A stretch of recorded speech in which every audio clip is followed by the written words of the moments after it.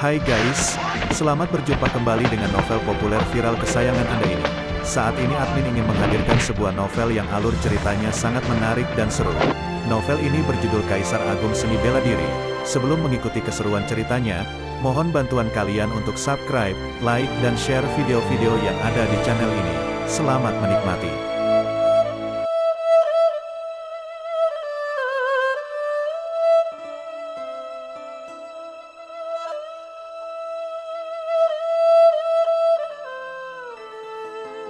Kaisar Agung Seni Bela Diri, Bab 411, Pembaruan Tubuh Fisik. Ketika Bak dan yang lainnya mendengar suara tulang yang retak, mereka mengira bahwa Luo Xiu tidak mampu menahan angin korosif, yang secara khusus menargetkan tulang dan melewati pertahanan daging dan darah, sehingga menyebabkan reaksi seperti itu.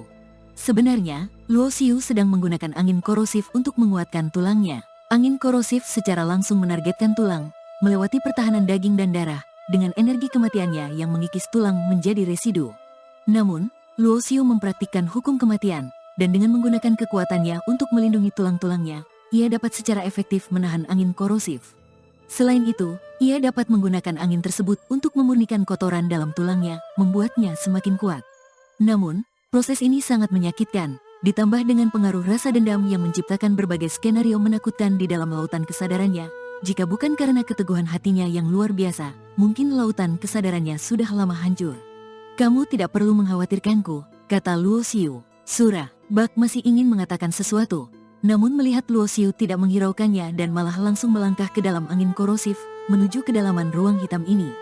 Ruang hitam ini entah berapa panjangnya. Melihat Luo Xiu sudah terlebih dahulu melangkah, Bak segera mengerahkan pedang hitam untuk melindungi kelompoknya saat mereka bergerak maju. Pasukan dari kubu cahaya sudah masuk terlebih dahulu. Kita harus mempercepat langkah. Jika tidak, jika ada harta karun di kota Dewa Kuno, mereka akan mendapatkannya terlebih dahulu, kata salah satu kultivator dari kubu kegelapan, mendorong Bak untuk mempercepat langkah.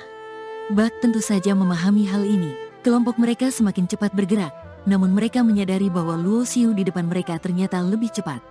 Tuhan, apakah orang ini mungkin seorang kultivator tingkat kekaisaran? Dia bisa bergerak bebas dalam angin korosif ini. Angin korosif semakin ke dalam semakin mengerikan, namun dia tampaknya tidak terpengaruh. Bak, dari mana kamu menemukan pengawal ini? Para kultivator dari kubu kegelapan melihat bayangan Luo Xiu di depan dengan kagum dan rasa hormat.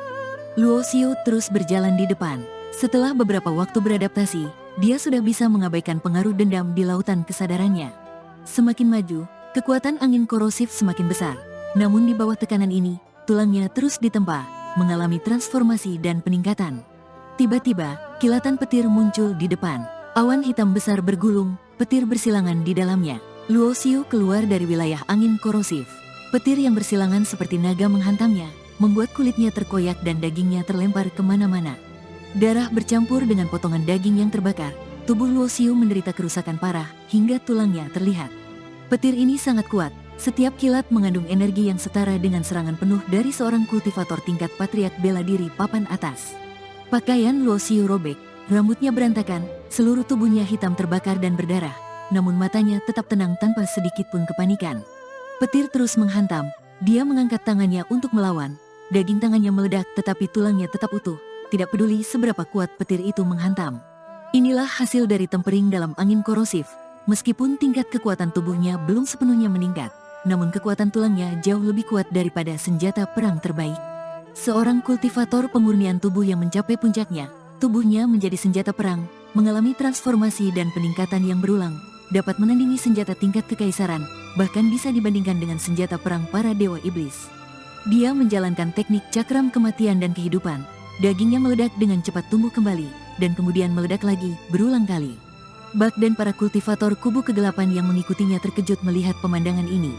Apakah dia mencari mati? Meskipun mereka tidak mengalami langsung, hanya dengan melihatnya sudah membuat para kultivator kubu kegelapan gemetar ketakutan. Sama seperti angin korosif, wilayah petir ini semakin ke dalam, kekuatan petir semakin besar, bahkan senjata perang para dewa iblis pun bergetar di bawah serangannya. Luo Xiu melanjutkan langkahnya, dagingnya meledak berulang kali tumbuh kembali, dia juga sesekali mengonsumsi pil, namun langkahnya tidak pernah melambat. Tubuhnya semakin kuat, benar, semakin ke dalam, kekuatan petir semakin besar, namun dia tetap bisa bertahan. Ini menunjukkan tubuhnya semakin kuat dari sebelumnya. Sungguh menakutkan, Cara melatih tubuh ini bisa terpikir olehnya. Yang paling menakutkan adalah dia tidak hanya bisa memikirkannya, tapi juga melakukannya. Kubu kegelapan juga memiliki banyak kultivator-kultivator pemurnian tubuh. Namun tidak ada yang berani mencoba ini. Bahkan kultivator tingkat patriark bela diri papan atas pun mungkin bisa menahan 1 atau 2 petir. Namun jika 10 atau puluhan petir menghantam, bahkan patriark bela diri papan atas pun bisa mati. Berikan jalanku. Luo Xiu yang telah melewati angin korosif dan petir terus maju, merasa bahwa tubuhnya hampir mencapai titik terobosan. Dia mengeluarkan esensi api sejati yang didapatkannya, menyerap esensi api yang terkandung di dalamnya untuk memperkuat tubuhnya. Dalam sekejap, sebuah aura kuat memancar dari tubuh Luo Xiu. Tubuhnya mengalami terobosan, langsung mencapai tahap akhir dari tingkat patriark. Meskipun belum mencapai batas maksimum dari tingkat patriark, tubuhnya yang ditempa dengan kekuatan hukum kematian jauh lebih kuat dari batas maksimum tingkat patriark, hanya di bawah tingkat kekaisaran. Petir tak terhitung jumlahnya menghujani tubuhnya, meledakkan kilatan-kilatan petir, namun tidak ada yang mampu melukainya sedikit pun. Hanya dalam beberapa hari, tingkat kekuatan tubuhnya mengalami peningkatan pesat dan keteguhan hatinya ditempa menjadi sangat kuat. Ia mengalami perubahan besar, seolah-olah terlahir kembali. Akhirnya, di depan ruang gelap, muncul secercah cahaya. Tubuh Luo Xiu bergerak secepat kilat, melesat melaluinya, diikuti oleh para kultivator dari kubu kegelapan yang terlindungi oleh senjata perang para dewa iblis. Setelah keluar dari ruang gelap, sebuah aura luas dan agung menyelimuti mereka, membuat mereka merasa tertekan hingga sulit bernapas. Di depan mereka terhampar sebuah tanah yang luas, penuh dengan bangunan yang hancur.